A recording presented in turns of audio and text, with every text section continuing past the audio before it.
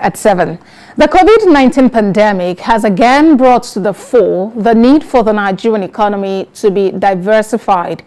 With the massive loss of revenue from crude oil and the increasing unemployment rate, the country needs to embark on proactive measures to activate the tourism industry towards the singular purpose of a prompt recovery of the state economy. Joining us to discuss this is the Commissioner for Art and Tourism in Lagos State, Uzamat Akinbile Yusuf.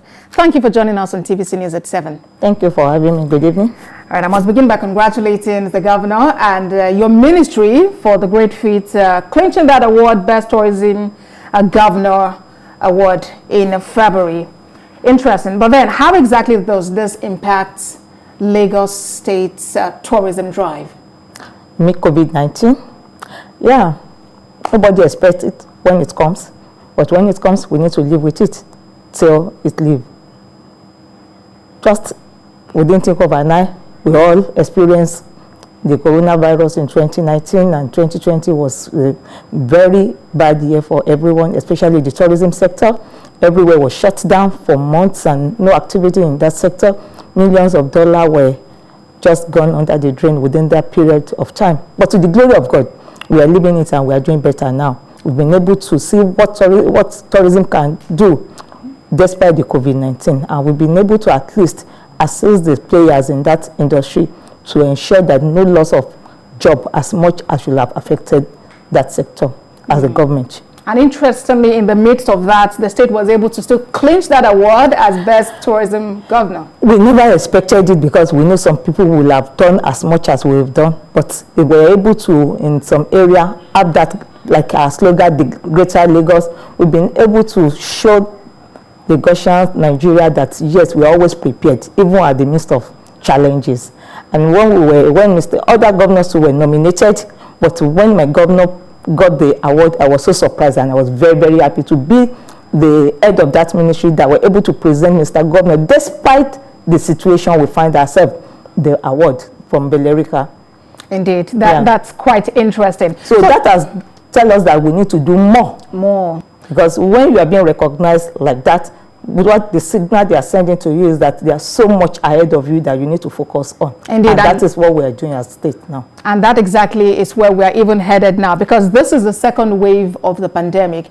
We do not know when all of this will be over. So it's about learning to live with it while it's still here. Exactly. So what strategies is the ministry, the government putting in place to manage the situation? The first thing we put forward is to ensure continuous engagement of the stakeholders in the industry. My ministry is private sector driven ministry. We are just to regulate, classify and standardize that ministry.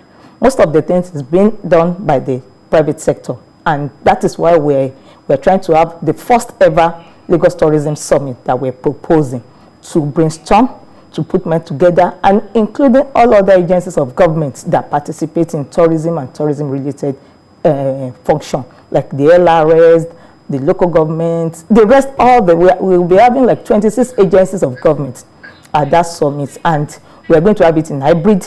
We're going to have both virtual and the physical, because we cannot still come together as many numbers that would like to participate at that summit. So what we're telling people now is that, okay, if you cannot come physically, you can still, and it's going to be a very serious business at that summit, because everything we are coming up from that summit is what we must implement as government and as stakeholders and as private sector. All right, and how soon do we expect the summit to hold? By the special grace of God, we are having it on the 25th of March. Oh, it's already? Yeah, just a week to come.